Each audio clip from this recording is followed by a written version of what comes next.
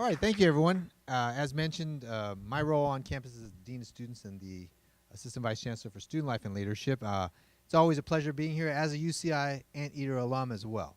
So I am class of '89. I throw up that Zot, even though they didn't have it back in my time. All right. So now, we will be using our microphones because we are videotaping. So after this program is over, you can go to the website, the What Matters to Me and Why website down the road, and they'll have this videotape online as well. Without further ado, what I want to do is give a little background as to Sasha. I know now most of you are here because you've probably read the bio, so I don't want to read it too much because I also want to allow Sasha to explain a little bit about what he does and share his story. But we're really pleased to have Sasha here today as our guest here for the What Matters to Me and Why alumni event. And so if you don't know, he is the managing director of Innovation Protocol, a brand strategy consulting firm. He founded this company in 2006. I've actually taken a class of mine to his company actually to share not only what it's like to have a business out there and a UCI alum and their success and what they do, but also to hear about corporate social responsibility. So hopefully Sasha will interweave that into the conversation today. He also has worked with companies like Google, Disney, Homeboy Industries. He's had his bachelor's degree from UC Irvine in political science, a fine major, I might add. And then his master's degree in strategic corporate communication management from USC and an executive management certificate from UCLA's Anderson School of Management. And he's also an adjunct faculty here at UCI's Paul Mirage School of Business. Concurrently, he's doing all of this while managing his business. So with that, I will pause, and let's give a round of applause to Sasha Strauss.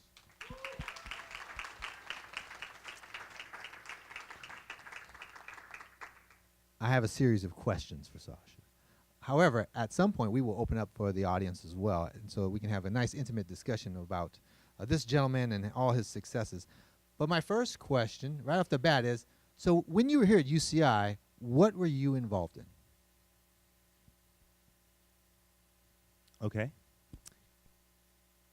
The first thing I got involved with was the school paper. During Welcome Week, they needed a photographer, and I had never taken pictures before, but I signed up and did that for quite some time. That was pretty amazing.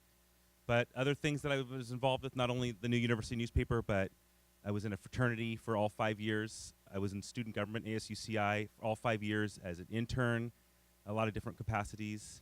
Did stuff with the Cross Culture Center, religious groups across campus, cross faiths. I was a school mascot, Peter the Anteater, for 3 years. That was pretty legit, thank you. That was awesome, totally impacted who I became as a person. Let's see. Other things like that. I guess I was really involved in my dorm. I was in Sierra at Mesa Court, which has a really amazing leadership development program. We're supposed to do the Sierra gang sign, isn't that right? Yes. Yeah, so those are just some of the places, I guess. Tell us, like, how those experiences, those leadership experiences, how did it affect you in maybe your trajectory into what you do now? It's compound interest. This stuff is all added value. It enabled me to do everything that I'm doing, from running a business to running a workforce of 25 people. People ask me, when's the first time I ran a business? And I was like, well, I guess when I was president of my fraternity and I had all these people, I had like cats I had to wrangle, make them financially responsible, make them responsible for their grades and their outputs. Like, so there you go, business number one. And not only that, but I also found through really great relationships with the Dean of Students Office and the administration, like the Vice Chancellor for Student Life and other parties, that partnership was key to success. Like, there was nothing I could get done, no matter how directed I was, if I didn't have a partner on campus to do it. And so that's what I spent all 5 years doing. I mean, I worked in the athletics department, so I had relationships there. As I mentioned, the Dean of Students Office, Vice Chancellor Gomez's office, and the administration. And I spent exceptional amounts of time with these people, and they're the ones who helped me launch programs, build initiatives, start clubs, all the things that sort of, I think, qualified me to run a business at this point in my life, because it's super hard. From an entrepreneur's perspective, running a business is super hard. Lots of things you never thought of. I know many of us have had jobs, worked for other people for a long time, but there's something that comes with the responsibility of everyone's life that is insane. And that, fortunately, I got to practice that in college. I got to be responsible for groups and the well-being of those groups so that when it was time for me to start my own business, it didn't feel like freshman year. Okay, so we're going to go back and forth on this timeline of yours. But let's go fast forward into your journey as a professional. Maybe you can share a little bit how you've zigzagged and what you do now, because obviously the audience is here. They've seen a little bit of your bio, but they may not know or understand what you do. So I think we do need to spend a little bit of time with that. Okay. Everything I've been doing since the day I turned 18 has been around a singular topic. That topic could be called brand strategy. We all know and understand that brands are the relationship we have with, let's say, the Anteater UCI crest, the colors, that sort of consistency, but also what it means to be an Anteater, what it means to be in Southern California, what it means to be multicultural, all that stuff that's sort of wrapped up in the UCI brand, right? So you see that there's a purpose to that communication. Well, in the business world, no matter what you're selling, no matter what you're doing, no matter what nonprofit you're leading, you have audience members, you have people you're trying to engage, donors, clients, consultants, et cetera. And so it's just the crafting of the right message at the right time, at the right place to engage them. So you don't want to do that haphazardly. You don't want to like stumble through it. You want to do it intentionally. And so much like if you were building a business and you're like, all right, how many people does it take to run this business? Oh, I need 7 designers and 3 architects and whatever. Okay, fine, you're doing your sort of HR strategy. That's the planning that you would do to build a business effectively. Well, I know it's intuitive that you would do that for like IT, your tech. Like what? Do you need computers to do the work? Okay, let's get the computers, right? So as we do that stuff intuitively, we forget that even if we make all this stuff and make it really cool, if people don't get it, if people don't know that it exists, they're not going to buy it. They're not going to participate. They're not going to donate. And so that strategic responsibility is called brand strategy, as I mentioned. So I discovered it my freshman year at UCI when in my 39A writing class. Yeah, that did not go well. So I had to write a paper on careers, and I was like fumbling through. There were buildings with books in them. They were called libraries. So when I'd go to the library to get a book about careers, and I was fumbling through it, I actually fell upon what at the time was called public relations. And I had one of those oh my God moments where you're like, wait a minute. All these religions and corporations and universities and for-profits, they're not talking. Someone's helping them figure out what to say and how to say it. I got to go figure out how that works. And so every single day of my career since then, when I was a student at UCI, I had 7 internships at all different types of marketing firms, advertising agencies, public relations firms, collected all those capabilities and kept charging at this strategically defining the brand goal. I worked for a lot of other people, a lot of companies, had great work with such good people. Like, I hope that you think that work can be happy in life, because it can. It can absolutely be happy, and it doesn't matter what you make. It doesn't matter where you make it. You can make work happy.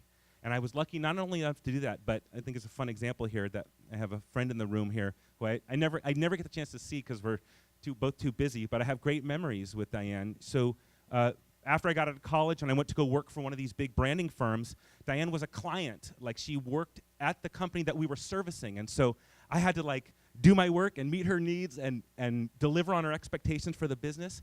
Now when we see each other, we have like emotional moments because we reflect on that great work that we got to do together and how impactful it was to that organization. Super, super special stuff. So roundabout a way of me mentioning that not only did all those things enable me to get to this place, but as a career, I never lost sight of that enthusiasm in that communication subject matter. So I'll end by mentioning that 11 years ago, as will happen with anyone's career, you work for other people, you get good, people learn your name, they call you on your own phone, they don't call the corporate phone, they call you directly. Well, eventually you got to make a decision. Do you want to do this work for someone else, or do you want to do it for yourself? And it's not for everybody to go the yourself route. I just want to be clear, don't be an entrepreneur if you don't want to be. But when you go at your own route, then you are like, it's like your own spaceship. You get to decide where it goes and how it flies. And so what I've done for the last 11 years is run this consulting firm that I started, real startup stuff, like living in my best friend from college's condo's back room and starting my company in that crap hole, to growing a workforce, going through the recession twice, having to lay people off in a recession. I hope you never have to experience that in your life. Going through all those experiences, growing the business, but I always taught. Since I started my company, I always carved out time to teach. And so right now I'm teaching at UCLA and USC's business schools. That's been amazing because neither of them let me in. UC Irvine didn't let me in either, just to be really clear. So it was a struggle on both accounts, but fun and rewarding as an output. So now I am a brand strategist. I run a team of 25 people who sell brand strategy consulting services.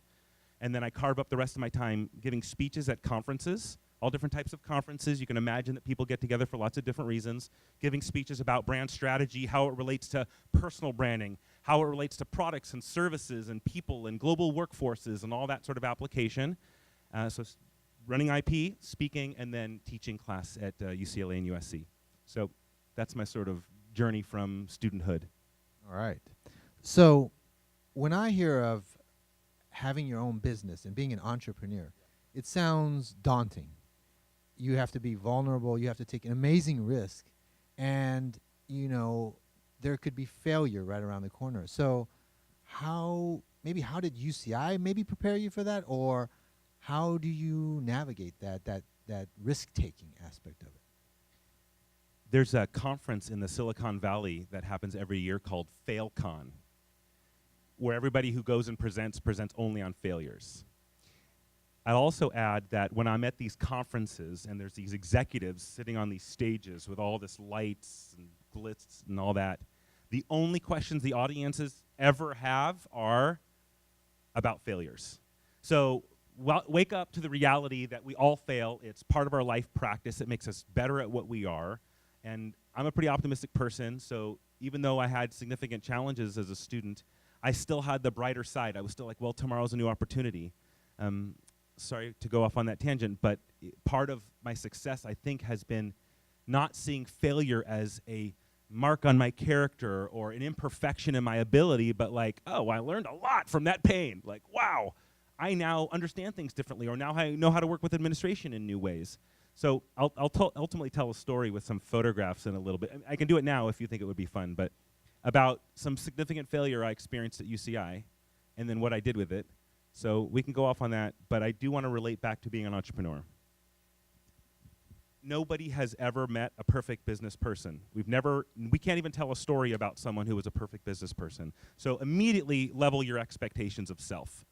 Second thing is, the businesses that succeed are not run by people who are great at math or like great at these responsibilities that we each grew up believing that that's what we needed to be good at. Richard Branson has run 330 different businesses, and he does not know how to use Microsoft Excel. He just does not. And he's really clear about that. I'm not implicating the math doers in this room. I'm just saying that when you think about running a business, it's not about you being the best at constructing the widget or doing the analysis. It's about being the person who believes the most in it. That's the leader, the chief believer, if you will. If you ask, like, who's the leader of this organization or that sports team, is it the person who has the title? No, it's the person who everyone follows, who believes in. And so part of this responsibility that I think that I've had is that as I start businesses and grow things, I've got this crazy leadership liability that I refuse to fail at. You know, like what people ask me why I'm working on this project right now. I'm working on it because I've got lives to feed. I got people to support. They think I'm the leader. They think I know what I'm doing. and so I got to like get after it. And so I failed an uncountable number of times in college. I failed myself. I failed my body. I failed my parents. I failed my partners. I failed my roommates. I failed lots of professors. I failed chemistry twice, calculus 3 times. Gosh, so many things. And again, I don't regret it. I not only do I not regret it, I love indexing those failures and be like, can you imagine life without knowing this? You know, this thing that you learned from that experience you tried? So, I don't know. Maybe I just have a different take on it, but I never met someone who didn't fail, so I don't hold myself to that liability. You know, I raise that because I think sometimes our students feel like there's so much pressure. And it seems a little daunting to leave UCI and what are we going to do? Yeah. And so I'm hoping that, you know, by sharing some of your failures, you're sharing that you have to be resilient. You need to keep going. I'll tell a quick example of this. after I graduated from UCI, I mentioned twice that I stayed for 5 years. I didn't need to. I loved school. I took 5 classes every semester for 5 years. And and I never missed class. The only time I missed class was for a fundraiser, a nonprofit fundraiser on campus. So my mom went to class and took notes that day. But nonetheless, in the experience of that academic career, I knew I wasn't there to collect knowledge. I was to grow as a person. And not only to grow as a person, but to make that part of a future. So every time I took a class, it wasn't in a vacuum. It was like, ooh, if you put that in the equation, what does it equal now? You know, like, wow, now you can get this, or try these things, or now you know you shouldn't do these things. And that was very powerful to me. Failing chemistry twice was so enlightening. I can't even tell you. My father's a physician. My mom was a pharmacist. I grew up medical. I grew up, my school bus as a child did not drop me off at home. It dropped me off at the hospital where my parents worked because they had night shifts and whatever, and I slept on the floor of my dad's office. So grew up around medicine. I was destined to be a physician until I opened that stupid book in that library and was like, wait a minute. Even the physicians don't speak for themselves? No, someone is helping them communicate. That's the job I want. But the point being is that at UCI, I had not only the chance to wander between classes, but feel welcome in those places and try things in a way that helped me find not only what fulfills me, but what I like teaching. Like, not only do I like doing my job, I like teaching it, which if you can do anything in your life, teach what you're good at, you'll only get better at it. All right, so you've hinted already that you have some pictures or you have a story that you want to tell. So I'll segue. Well, it was nice to see you last week. I was so happy to participate in the Dean of Students intern program, which I was a student affiliated with when I was a student. I also did the Passport to Leadership program. That was amazing. So anyway, as I had this roundtable conversation with Natalia and the students last week, they asked me a lot of questions, and I had to only tell stories. And the problem is, I use too many words, and it's hard to convey stories effectively, so I figured really quickly at midnight, I would just grab some photographs from old photo albums. There were these things called photo albums, and people printed pictures and put them in the photo albums. So I kind of grabbed some of those, and we scanned them at the office today. So I can't promise everything's going to be kosher, but at least I think it'll explain a little bit about my UCI experience. I mentioned being the anteater. I have to tell you that historically, no one ever wanted to be the anteater. And what that means is that when I was interning in the athletics department to learn about marketing, I'm not an athlete, they said, shoot, we need for this marketing event someone to run around in this anteater costume. Will you do it? And I was like, oh my God, yes. You want me to wear the costume? Let's do it. I put it on. And not only did I put it on, but I worshiped the opportunity to do it. What I found out later was the reason why the person asked me was because no one had ever worn the costume more than twice, historically, since it ever existed, because it smelled super bad. And it's really hard. It's the hardest physical activity I've ever done in my life. In high school, I played water polo, wrestling, and swimming, so sports year-round. That was nothing compared to being a school mascot. The amount of running and jumping and like everything has to be exaggerated in that stupid thing. And I'm 6'3", so it never fit. Every time I lifted my hands, you'd see my wrists. But anyway, I did it maybe 3 to 4 days a week for 3 years. My roommates had a relationship with the costume, if that means anything. Like, it was on the balcony and no one went on the balcony kind of stuff. Anyway, I point that out because my school spirit existed day one. I felt lucky to be here because I didn't deserve to be here. Not my grades or anything qualified me for UCI. I had disability opportunity where the Disabled Student Services needed someone with severe attention deficit disorder. So I got plucked for to fill that space in the qualifications for the university. And so I was let in on probation. You know, they're like, well, here, try this. And so when I got to campus, not only was I thrilled by the opportunity, but I tried a lot of things because I was lucky. I legitimately felt lucky that I got this chance. So when there was zero school spirit at UC Irvine, not only zero school spirit, if you had school spirit, you were a weirdo. When you look around the room and people are wearing like UCI pins and sweatshirts, that did not happen. You know when you're going to the airport and people are wearing UCI sweatshirts, you're like, oh my God, zot zot. No. When I would zot zot people, it would freak them out in the airport. They're like, oh, what? How did you know? You know. So it was one of those things where I felt alone in the experience, but I was so lucky to be in the school paper and in a fraternity and taking 5 classes. So as I was sort of channeling that school spirit, inevitably, after being in student government, working in the Dean of Students office, eventually I sort of wanted to run for student body elected office. So my parents, and that's my mom on the left, and these are my grandparents. This is my grandmother. She's 102 right now, and still kicking butt. And this is my grandfather who passed away in 2000. But these are T-shirts. See, it says Sasha's grandmother, Sasha's grandfather, Sasha's mom. So when I was running for a student body president, pretty serious about it. You could tell I was still wearing a stupid 3-piece suit. And I was pretty serious about it to the point where I was like, I want the students to know that this isn't like a side thing for me. Like, my family is involved. Like, that's how serious I am about running for student body president. And turns out there's a code that says only students are allowed to campaign on campus. Makes sense. Like, what if my brother was Michael Jordan? I'd win the election, right? I'd just bring him to campus. But you know, my grandparents aren't famous. But nonetheless, I got thrown out of the election. Well, I got thrown out of a lot of elections. But ultimately, what happened, by my 4th year, when most people were done with school, my 4th year, these are some of my buddies from student life on campus. The 4 of us came together and said, we've done so many things. We had jobs when we were here. We took the classes we wanted to take. If we could leave something, what would we leave? And, you know, my bell was like, school spirit, like school spirit. And so these guys, Boone's right here, his was drinking. Peter's was entrepreneurship. And Ryan was being yourself. Okay? So Boone's, Ryan, and Peter and I were like, let's just build a school spirit club. 4 of us, we'll commit to like going to these events and being in it, like paint our face and carry stuff. So not only we do it, of course my parents had to be involved. So that's my dad, and that's my mom and my grandmother.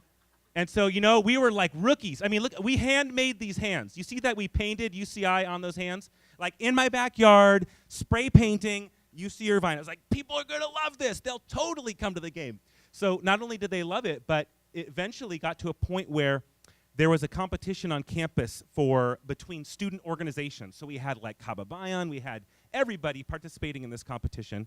And the way that the competition unfolded was they gave the most active student clubs a red wagon. You know what I mean? Like a red wagon? Okay, so a red wagon, and you had to like imbue it with spirit or like something about your club and bring it to this competition where at homecoming you would bring it across the stage and like show off your club's school spirit. So every club had their sort of motif or whatever. And so in class, of course, I drew this to scale plan of this exceptionally large, by the way, we named the school spirit club Cheers, like to cheer, to be happy, whatever. And we used this mark. So not only did we build it, it's still in my parents' living room. It's, yeah, and it's really big. It's super, super big. You see that wagon? Look how small the wagon looks. Like, it's 3-dimensional. It has all these different sizes. That's an ant hanging out of the tongue. Oh yeah. And it had a whole, by the way, for the tuners in the room, see the fire extinguisher and the little exhaust pipe, little mod on that. Okay. Anyway, so you like that, Jeff? Thank you. So not only did we do this, but this is the gusto we went at everything. And after I lost the presidency, my feelings were really hurt because I worked hard to get there. I felt like I didn't do anything wrong. I had my parents come to campus, you know, but it didn't stop us. And so I put all of that energy in that failure, and the failure was tough. The papers were brutal. I put all that energy into, well, if I was the student body president, what would I do? By the way, the person who beat me both times is a wonderful human being, and we're still great friends to this day. We never once talk crap about one another through the process. Amazing person. Met him in the dorms. Nonetheless, as I was going through that experience of failure and being like, shoot, I wanted to accomplish this, I said I can put all that energy into frustration or I could put it into activation. So we created rules. We were like, you know what? We're going to get sponsors. We're going to get the athletics teams involved. They're going to want us to come to events. Not only that, the Bren Event Center, which is trying to sell food, we're like, we'll get more people here. They're like, well, do you want 500 tickets? And we were like, Thug Life, we rented the little electric bus from the Dean of Students office, dressed in paint, did our hair, everything, and rode around campus for 2 days, banging on the roof, screaming, "You've got nothing to do Thursday night. You're coming to the basketball game. Follow us for tickets." And we threw candy, made noise. Eventually, what was the basketball games at UC Irvine was a combination of team members of the team, the basketball team's parents, and then athletic staff. Very rarely did alumni or students come. So you can imagine when we were making a ruckus and student attendance went from 4 to 8 to 24 to 1,000 to multiple thousand over time, everyone started to pay attention. Not only did everyone start to pay attention, this is just an article after the year's first program where it's hard to see, but this is a crowd of like face-painted anteaters wearing jerseys and everything, talking about when we hit our 500 member milestone, became the largest club on campus with the most active members.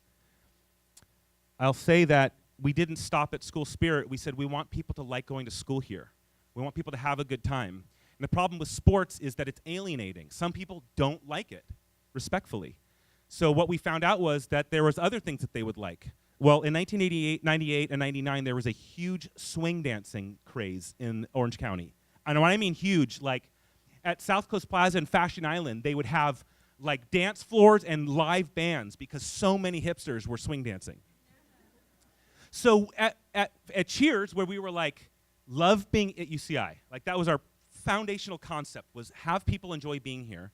We put on swing dances because we had worked with so many administrators. When we called the Bren and we were like, so yeah, we're going to bring in this swing band, and then can we build a stage in the middle of the basketball court on a Thursday? And we're going to have people busing in from all over, so can we work it out with parking? They're like, well, we've worked with you before. We know that you deliver. Sure, sure, student, go. And so not only did we do it, but these became the largest swing dances in Orange County history. 500 people, like, swinging and tossing. No alcohol, nothing. Just music and kindness. I'll mention that through this whole process, I really was an outcast. And what I mean an outcast was, even though I was in a fraternity, I participated in every fraternity's activities. I went to all fraternities and sororities programs. Even though I'm a white Jewish kid from Orange County, California, I went to every religion's programs, every faith's programs, every community's programs. It was never about what it was that I was. It was only about what other people were. And through that experience, I was able to be myself. I never had to conform to this expectation or that expectation. I could be myself at UCI. And the name ends in an I for a reason. I know it would sound egotistical, but this is the place to become you. And not only did I do it, but I was honored at graduation for quite a few accomplishments, and I still wore no pants. And not only did I wear no pants, my best friend wore no pants with me, and our parents totally got it. They weren't like, oh, come on, you guys, that's ridiculous or that's stupid. They got that we followed the rules. We passed our classes. We paid our debts. We did our work, yet we stayed individuals. And if I can suggest anything to you as a person in the development of your life, stay you. Not only stay you, you'll get paid more for it. You'll have more friends. Your family will love you more. Your partners will stick around longer. All of that will happen when you are absolutely you. I'll prove it to you. This is the last photo I had to share, which was just 2 seasons ago when UCI made it up to a final tournament. Again, there's these terms in athletics I don't know, but this was significant in the March Madness or whatever. So just so you remember names from that photograph of the students who said, nobody likes to go to school here. By the time we're done, we were all seniors. By the time we're done, there is going to be a perpetual practice of school spirit at UC Irvine. So there's Ryan, who went on to run the largest car dealership in the eastern United States. This is Peter Pham.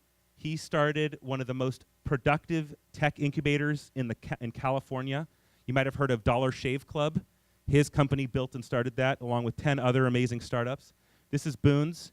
He lives in a van at Heavenly Ski Resort and works for the Department of Agriculture, where he is an environmental scientist and labor lawyer a lawyer who fights for state health, environmental health.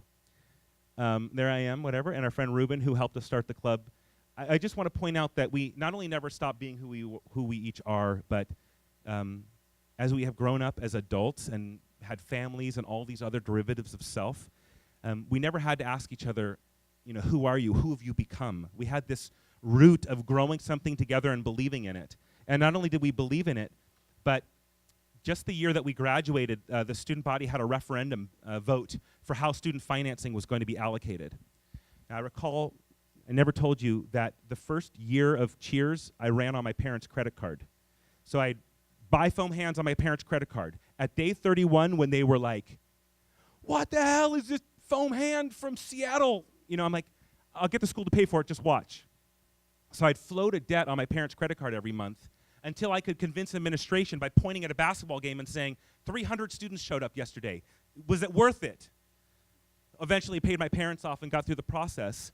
And in that experience of taking on that risk and watching the outcome manifest, when the student body voted to use their, you know how hard it is to pay your fees, to use their student fees to allocate 0.1% to student spirit, school spirit programming, I knew we did our work. It wasn't about Sasha or Peter or Ryan. It wasn't about Cheers. It was that we finally convinced alumni, administrators, and students that it was absolutely something being worth being proud of to be here. To this day, with no handwork of our own, that club not only still exists, it's an integral part of marketing in the sports department, and it continues to be funded. They give out T-shirts, foam hands, tickets, face paint. They partner with cheerleading. They partner with all the sports teams, and so it persists. And so we built something that lasts, that we don't have to run. And in the words of entrepreneurs, that's when you get to call yourself an entrepreneur. Starting a business that hobbles along because you work as hard as you can to keep it alive is only something. When you build something that endures without you, it's a whole nother level of something. That's what we call a legacy. So what's the name of the club that exists now for our students? Entourage, right? It was completely insane anteaters at one point, CIA, Jeff's time. So yeah, and we were indifferent. It wasn't about us. None of the students after we graduated knew who we were. They only knew that this club existed, that administration and sports, two departments that rarely had really worked together for these kinds of things prior to that, both committed funding and resources to support something that wasn't measurable. How do you measure school pride? I mean, you can count sweatshirts, but that's not the answer. So kind of an amazing opportunity and no regrets in all the failures to get there. Amazing. That's a great history lesson for all of us that are here at UCI as staff and as students, hopefully. So you guys know that the anteater was not in the 70s when they're trying to figure out what school mascot UCI should have. We had Cal Berkeley Bears, UCLA Bruins, both bears. And as all of you should know, the anteater is the closest relative to the bear. It has bear claws and everything. And the student body did a poll to decide what mascot they wanted.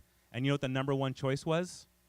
None of the above. Right, Steve-O? Isn't that the history? None of the above was the answer the students gave. Anteater was number 2. So we always felt like, we had a chip that we needed to earn. All right. I'm very motivated right now by hearing all this. I hope you're now. By the way, you notice we both got the pink shirt memo today? I guess so. Yes. Uncoordinated. All right. So I want to shift gears a little bit. I want you to talk a little bit about maybe the value of mentoring. Perhaps there were faculty members here or staff members that you felt like were in some ways mentors, and or maybe professionally, the impact that mentoring has not only that you receive, but also that you can give. So. It makes me emotional to think about how many of these people enabled me and mentored me. I was at the ASUCI would have a retreat for the staff once a year where we would do our strategic planning. One alumni came to that strategic planning retreat where I happened to be and talked about his career at a public relations agency. I had read that book in class. I'm at this ASUCI retreat. I hear him talk. That guy is still my friend to this day. He mentored me for 15 years, wrote letters of recommendation in order for me to get into graduate school. He was just an anteater. You guys probably know him. He's an amazing guy. I'll introduce you to him if you're interested. But Larry Tenney, who served on the alumni board in many different ways. Many people here are nodding their head because they know what a commitment he has made to this school. He just gave me coffee time many times. I got to ask him all types of questions, and he never judged me for that. Other people, you might know Tony Crisp. He's actually the one who created the UC Irvine stacked logo with the muscular anteater. We had only one kind of anteater prior to that, or whatever. So Tony Crisp, to this day, and I are still working together in infinite ways. He taught me about starting a branding firm and growing talent. This mentor and I are still, we talked on the car on the way here today from my office from Los Angeles. That's this mentor that I met as a student who said, wow, look at all this stuff you're doing for student life. We'll help you make the foam hands. We'll help you make the flyers. Other mentors. I've mentioned a few people like the Vice Chancellor, Manuel Gomez, who totally dealt with my crazy ideas. I swear I would make an appointment. And by the way, the administration would have to take appointments from students. It's kind of their policy. So I'd be like, I need to meet with the Vice Chancellor, you know? And the administration would be like, Vice Chancellor Gomez, this is a student. He has a question. I would bust out a PowerPoint, and I'd be like, so, students between this age and this age are spending this much time on campus over the weekend, so I'm thinking, why don't we open the pub and make it a dance club? You know? And he's like, you know? And after the third or fourth pitch, he was like, look, if I say yes, will you not come back? You know? So I did that to 4 or 5 different administrators. They let me borrow money from their discretionary fund. Each administrator has money to spend for timely needs, whatever they are. I would borrow from that fund, have an event, and then only pay them back at the end after I got the money from the programming. And so all of those things were driven by mentorship. When I walked through the Student Center, if you haven't been here a long time, that's like Gen 3, right? Or something. Right? Steve-O's been in all of the generations of the Student Center. The Student Center's been through all these generations. I remember I had a relationship with whoever the executive was that was in charge of the Student Center, because I was booking rooms every month, every week. For my final event that I put on as a student, I asked this executive vice chancellor of the property, has anyone ever rented every room in the Student Center at the same time? He said, no one's that crazy. And so I said, I want a date. I booked it 6 months in advance, and we had an event called UCI Fest. It was the largest event in UCI's history. We rented every room in the Student Center. We rented game consoles and televisions, filled an entire room with just game consoles. We took the largest room in the Student Center and made it a dance club with glow sticks and fog lights and an amazing DJ that played from 8 p.m. to 2 a.m. We found every single band in the neighborhood that had a UCI alumni and paid them to play rock music at the pub all night long. We got all of this clubs, Armenian Student Council. We got the Muslim Student Association. You pick all the different clubs to bring food and items to sell so they could make money at the event. And it didn't fit into any category. It wasn't from this side of campus or that side of campus. It was just UCI students all together at one time. And again, every single person I asked said, that's not going to work. That's not going to happen. We paid back all the debt to the administration on time, and every single club that participated in the event left with $250 in cash earned from selling food or drinks or whatever it was throughout the night. I couldn't have done that without that administrative partner. You know, they gave me the patience and the time and the analysis and the support to get it done. And I don't know why I was so willing to do it. I think it's UC Irvine has always been willing to try. It's sort of the university where you come to try. And the administration always would listen, not only would listen, but give me ideas and mentor me. So to this, I'll end by mentioning one individual who even came to,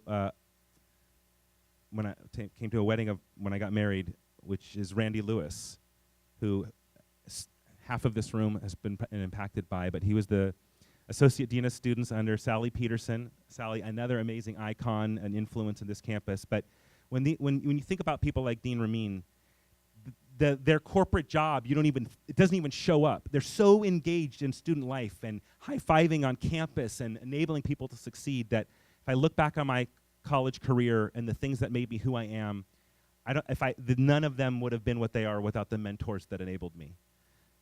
To the effect that the way that I run Innovation Protocol is every single person in my workforce is being mentored. Not by one person, by other people, teams of mentorship, external mentors that we pay. It is the only way you need someone to ask you hard questions. Not only do you need someone to ask you hard questions, if you don't mind one more comment, one thing I've learned being around executives are lonely. Excuse me as I explain this. It's lonely at the top. It's very hard to be the chief decision maker. You know, you got a lot of weight on your shoulders. So these executives from all walks of life, university administrators to Intel, corporate chief, whatever, they're in communities, executive communities. These executive communities get together regularly, religiously. They never miss the meeting. For example, every month they'll have an entire 8-hour meeting where there's just 10 executives sitting around a table, mentoring and guiding one another. I've been in one of these groups for 3 years. Nothing has affected my business more than the hard questions they've asked me as I've tried to grow and scale. I sought mentorship almost on a commercial scale to make sure it goes right.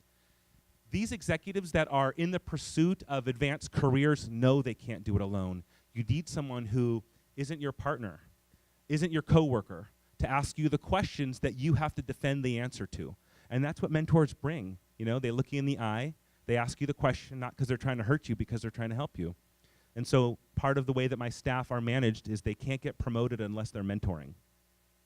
You can't, I don't care how much client work you're working on and how much income you bring, your career is capped if you can't guide and teach people to be as productive and capable as you are. Sasha, when I brought my class to your business, part of the reason we came was to talk about corporate social responsibility. And I know that that's a value you have. So I'm curious as to when or why or where do you get that value of wanting to, maybe you can explain a little bit about what that means perhaps, but also about where that's rooted. Is it in your, faith or in just growing up or UCI, or what is it that drives you to want to serve or give back? And what does that look like? Thank you, Ramin. It's definitely one of my favorite topics. So CSR, corporate social responsibility. If you think about this, when you hear about a company that does very, very well this year, pick any company. I don't care if it's Vans Shoes or the Irvine Company, doesn't matter, right? Each one of those companies, when it does well, it makes profit. And that profit has to go somewhere. Well, it deserves to get paid out to the workforce and the executives, but inevitably someone's going to say, well, wait, what does the Irvine Company care about, right? Or what does Intel care about? And when that question is asked, you don't want to say, I'll get back to you. You want to not only say it, you want to say it with strategic purpose. Back to brand strategy as planning what you're going to say rather than arbitrarily making it up in flight. So when these businesses grow and try to recruit talent like all of you, and you go to the job interview and the first question you ask is not, how much are you going to pay me, but why should I work here? What is this organization doing that I should care about, that I want to come to work for? That used to be a bad question to ask. But in the internet era, where we're all getting the chance to express and say, no, we super care, we really want to know what you're doing, well, it's now become literally a corporate social responsibility. There are chief executives with the title Chief Corporate Social Responsibility Officer. What does this big business, this big institution do to care for the world? Ramin asked me where it came from. Same place it came from in you. It might have been in your religious practice. It might have been from your neighbors. It might have been from your parents. Wherever it came from, you knew that it impacted you when people told the truth. You knew it impacted you when people cared for their family and neighbors. Doesn't matter what your faith practice, right? You know what I'm talking about. Well, in the experience of being at UCI and recognizing that there isn't one race in this room, one skin color, one facial type, you see that there's not one type. It's amazing. It's the most amazing slice of humanity. We're so lucky to be amongst this. At UC Irvine, you couldn't stop but think about others. You can't walk around Ring Road only thinking about your religion and your hairstyle. You can't, because you're constantly confronted with other people's selves.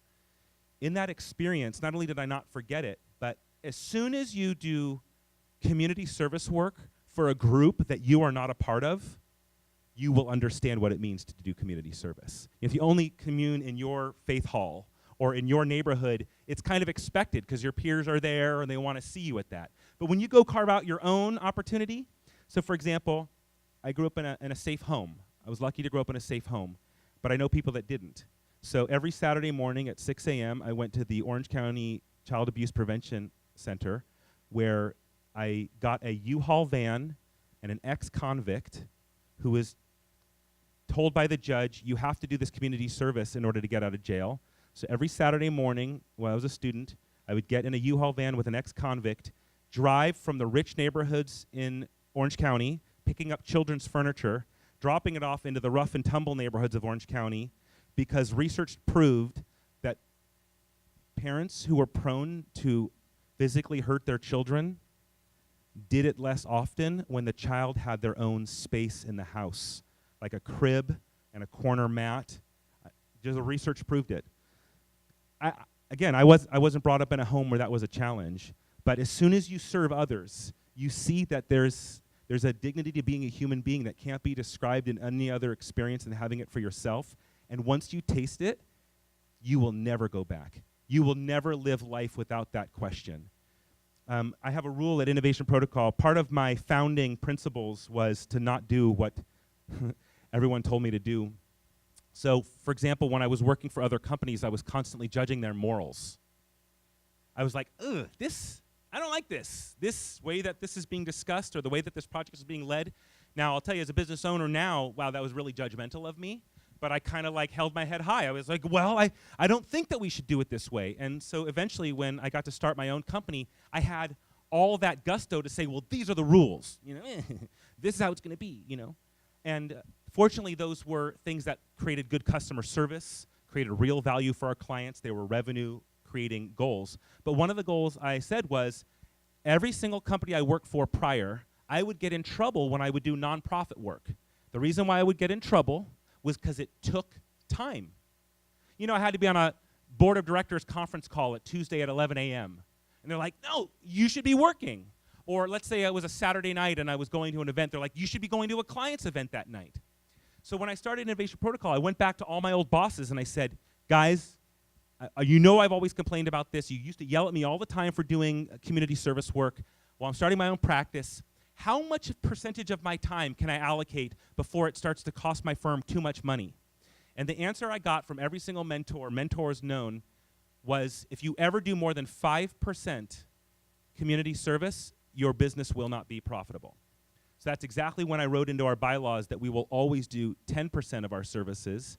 We've not only always done 10%, since I was in Brett's condominium back room by myself, I always allocated 10% of our time to serving nonprofits. No fee services for the services we charge the most for. So what we're selling to Google or Disney, those services at no fee to nonprofit.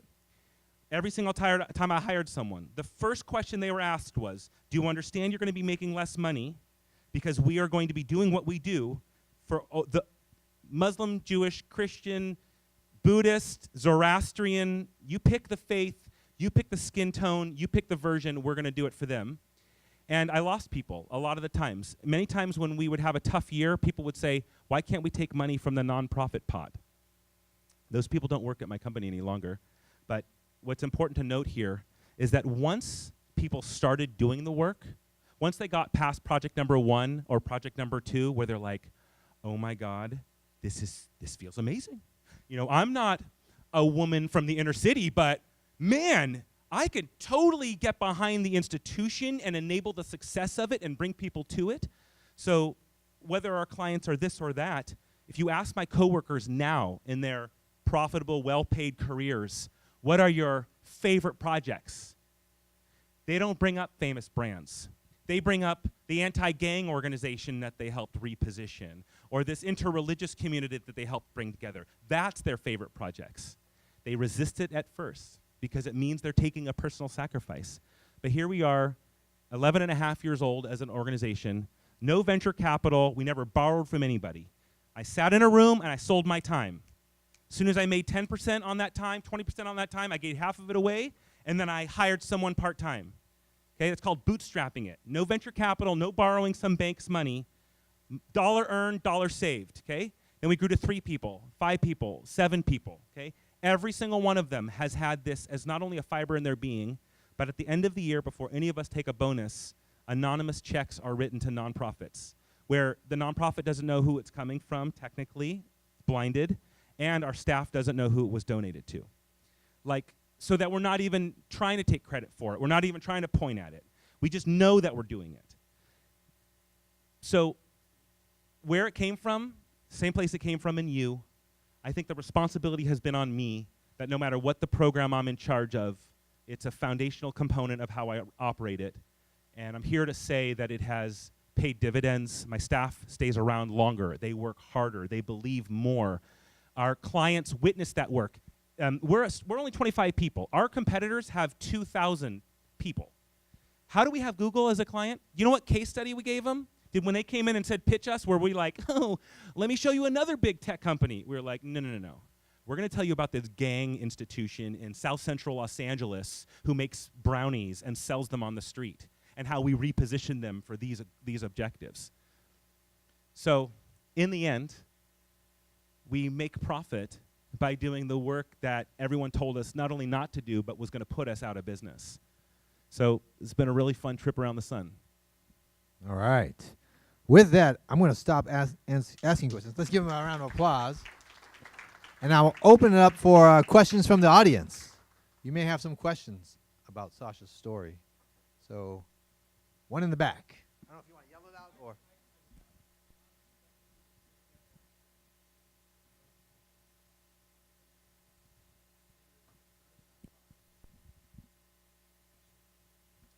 Thank you for the question.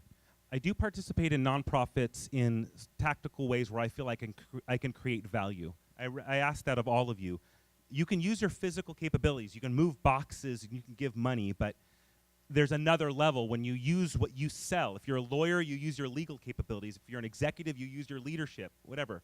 So the issue has been that I didn't want to focus all of my contribution in a single nonprofit. I wanted to be able to enable multiple nonprofits simultaneously. Another thing that was a consideration for me was that nonprofit careers are, in fact, magical careers. You learn certain things, you gain certain communities, and you build a life around that. When I was 18 and found that book in the library, the awareness came from me being in a place of sadness and frustration, because when I watched television and there were commercials, again, there was this thing called a television. There were these things called commercials, and you couldn't fast forward them. Do you understand? You had to watch that commercial. I was significantly impacted, emotionally impacted by this content. Because of my attention deficit disorder, I could not turn it off. So like when the football player got hurt, I'd think about it. When the story was told about the child on the news, I had to feel it. So when I turned 18 and was like, all right, I'm going to be building my career, even though I had this concern for the community, I had to figure out how to turn off my sensitivity to all these communications by learning how they were built. And so that's what I had to do. So I still do my nonprofit thing every single day with gusto, but I service myself and service my career aspirations by building a business that is mine and original and that I'm proud of and that I can bring people into. So I try to do both at the same time, and it feels right for me. I don't know if it's right for others. Thank you for the question, though. All right, other questions? Yeah. Hi. Hi, Sasha. Sir. I'm very inspired by, I guess, how much you do and how much you put into your work. And one of the questions that I have is, how can you, practice self-discipline in that kind of productive way? Because I feel like it's very easy to make a mistake and then, feel bad about it and not know how to rebound. Thank you. So. What's your name? Arthur. Relevant question, because especially given my sensitivities to things, I learned something when I was 9 years old. My parents put me in a special education program for youth with attention deficit disorder, and they taught me something that I think has enabled me, and I think will answer your question, which is that it's very hard to work towards a singular goal. When someone says, you got to graduate while you're going to UC Irvine, you got to graduate. Well, what about tomorrow? Or what am I supposed to do, in the morning? And so we end up asking ourselves questions like, what's our 5-year goal or 10-year goal? And it's very hard to hold on to that and live every day reminding yourself of this 10-year or 5-year goal. So what they taught me in the program was small goals, big goals, short-term goals, long-term goals, cheap goals, expensive goals. So my goal plot is all over the place. And when I say all over the place, I got fancy cars on there. I've got pay rent on time. I've got, be a good husband, all that stuff in there, so that every day I'm meeting goals. Every month I'm meeting goals. Every year I'm meeting goals. And that feeling of accomplishment compounds. It adds up in me to make me feel like I'm doing a good job. Even though I messed up on that or didn't get that right or made a mistake, I didn't pass judgment on myself because I knew I was doing the best I possibly could by putting that construct into place. And I think, Arthur, a neat example of this is the name of the company that I own. I mentioned it once, but it's called Innovation Protocol. Even though we're a branding firm, brand strategy consulting, we have a name, okay? The name Innovation Protocol came from this. The clients we serve, nonprofit or for-profit, tech company or manufacturer, they are going through change. They are innovating. Like you and I, as we grow up as beings, we grow facial hair, we're evolving, okay? We're becoming something new. As these organizations were becoming something new, they were scared about the new. What does this mean? How does this work? How do we do this? I'll give you a tactical example. In healthcare, all of our medical records used to be paper. It should blow your mind, but if you wanted your medical file, you had to make an appointment at a building and go there and get that file, and they would be angry about it. Now the law is EMR, electronic medical records, okay? So completely different experience through that process, right? Anyway, I went off on that path because as I'm talking about these small goals, big goals, little cheap goals, accessible goals, and the construct that it enabled me, when I look at our clients that are believing that they're innovating, believing that they're changing and growing, what they don't have, let me say what they do have. They're excited, they're inspired, they are opportunistic, they want to make money, they want to grow. Yes, yes, yes, yes. But at the same time, they are paralyzed by analysis. Analysis paralysis, we like to call it in consulting. Where when you're writing that essay for that class and you spend every day up until the essay's due researching, and you're like, okay, I've got to synthesize this now, right? So what we ultimately sell our clients is not the innovation. We sell them the protocol. We sell them the construct, the pathway, the methodology, the support, the goal setting. Goals for today, client. Goals for the week, client. Goals for the month. Goals for you, client, as an individual beyond the project.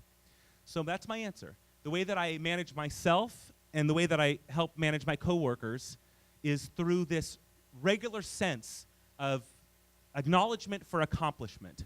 And part of that is being able to give yourself credit for a job well done. It's just not, it's not in our cultures to do that. It's really strange. In a lot of Eastern cultures, to even say to yourself, good job, is like a moral infraction. There's another way where you say to yourself in the mirror, good job, or nice try, or man, you worked so hard on that. Like, congrats, You're not going to hear it from your roommates. You're not going to hear it from your family. They're too busy. They've got their own lives to live, right? They're all in their own struggles. Everyone you see in this room has a struggle just as big as the one that you and I are going through, right? They're just trying to get through it. So if we lean on them for the good feedback, we're not going to get it. They have their own lives.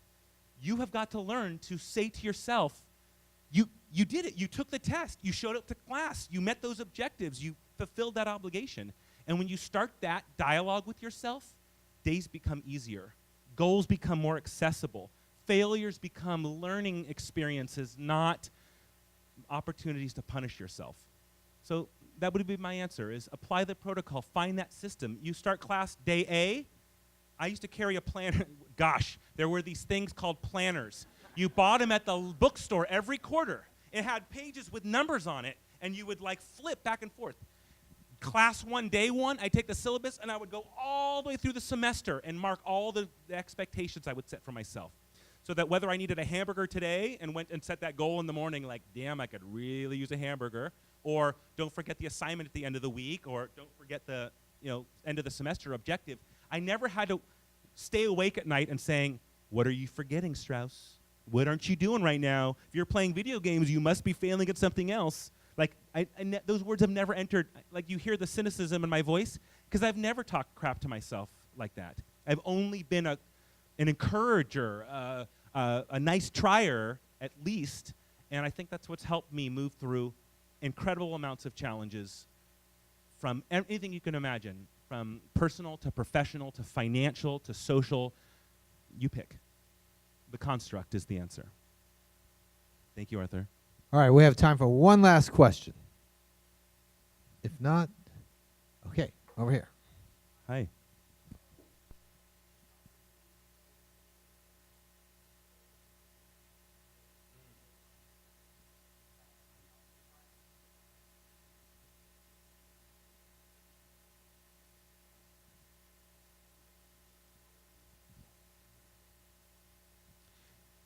if I can repeat the question for you, you're asking how I said no with confidence. How did I decide? How did I communicate it? Oh, how did I believe in myself enough to say no? You can't be what you are unless you're clear what you're not. It's very hard to be what you are if you're constantly just like, how's this? If I were to go to the grocery store with you and say, let's pick a fruit or vegetable from the fruit and vegetable stand, are you going to start from zero? You're going to be like, no, I don't like that kind of fruit, and I don't like that kind of vegetable, right? You're already, apparently the way that you pass the SAT is not knowing all the questions, right? It's a deductive process. You're like, ooh, it could not be D. It's definitely not A. It must be, right? So in that process of deduction, again, I'm not looking at it negatively. I'm saying, how do I get faster to the answer? How do I get closer to what's best? One of the things you learn in business is not only how to say no, that if you don't say no, you will make too many promises. You're going to be so honored by an ask. Someone will say, can you build this for us? And you're going to be like, us? You want us to build this? Well, you take on exceptional risk in saying yes to it, right? Well, do you want the risk? Can your workforce retain the risk? And so as I've gone through this process of deciding not only what it is that I am, but what is it that I'm not, I have not over-risked myself. Another concept I learned from my entrepreneur group, and it's going to sound really rough, but if you're in business, you want to eliminate your lowest 10% customer as regular. The customer that pays you the least, the people that take the most time to service, it's okay to lose that lowest 10% of your customer base every year. Which sounds really hard, doesn't it? To be like, actually, I don't need you. I don't need this buy. Now, there's an elegant way to do it, but part of us running a profitable business that can pay everyone's livelihood every year is to say, do we want this project? Are we ready for this project? Can we morally, ethically, economically commit to it? And when you can say no, because you can rationalize it, you understand why you're saying no, you earn respect. Respect. Because too many people are willing to accept responsibilities that they can't deliver on. In the operation of us saying no, I am proud to report the client, the partner, the speaking engagement has come back and said, well, how about this? How about this chance or this opportunity? And so in that self-governance of knowing what you are and what you're not, you'll become more efficient. You'll be able to deliver on more expectations. You'll build deeper vessels of trust so that more powerful, more influential people will commit and buy from you. And so don't look at no as a bad thing. Look at no as an opportunity to be a better answer, a more trustworthy answer, a more efficient answer. That would be my take on no. All right. Thank you. You know, I think with that, I would just want to add that I think some of the takeaways here is sense of service, giving back, finding your passion, whatever that passion might be, and being your authentic self. That's the three things that are jumping out at me right now and listening to Sasha Strauss. Let's give him a round of applause right now. Fantastic.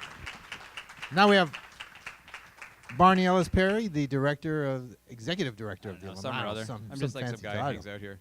The Alumni Association. So thank you all so much for being here. I just want to say a couple of things, and then there is an amazing dinner out there waiting for you.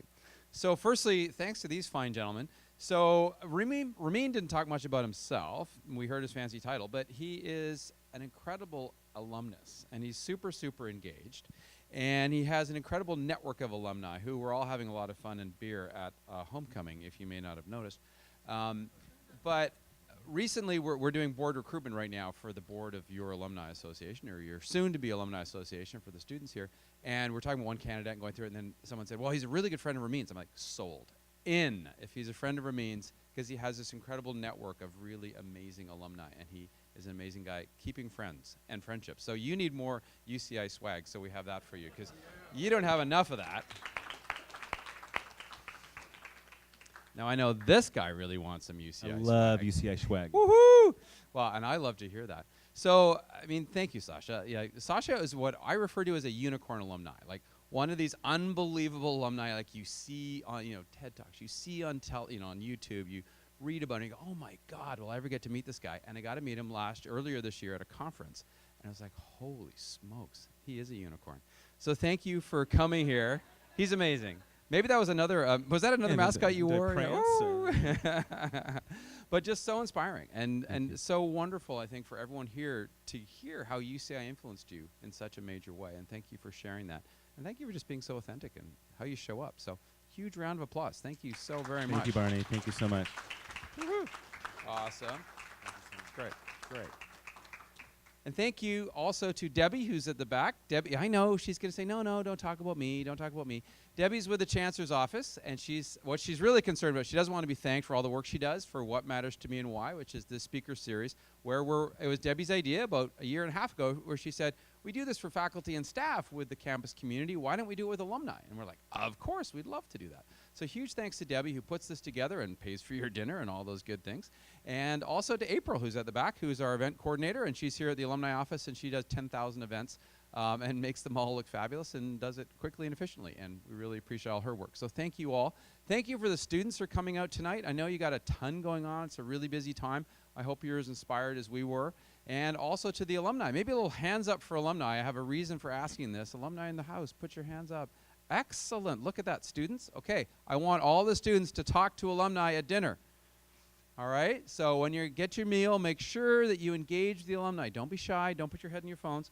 We want you to have conversations and also, of course, come up, and I'm sure you'll be asking Sasha 10,000 questions. And that's all I know. This is your Alumni Center. We hope you come back early and often and fill out your evaluations. How could I forget that, Debbie? Fill out the evaluations on your table. There are some pens floating around that you can borrow. Please do that and enjoy dinner, and we'll see you again soon. Barney, can I make one comment? Oh, one more comment. As Ramin mentioned about my office in Los Angeles, we're in the middle of Koreatown, which is a really interesting cultural hub. We have student tours, alumni tours, staff, executive tours, all different types of folks that come regularly to use the office, experience the office, host nonprofit events at the office. So if you're in Los Angeles, you want to see a sort of contemporary space with 25 self-expressive people working hard, not only would I love to have you, but there's a lot of anteaters that work there. Sweet. If you want to get in touch. I'm signing up. I'm going for a tour. Yeah. Just email at sashastrauss.com. Email at sashastrauss.com. I'll try to get in touch with you to host. So awesome. Thanks. That's great. Make sure you do that. Thanks so much. Enjoy dinner.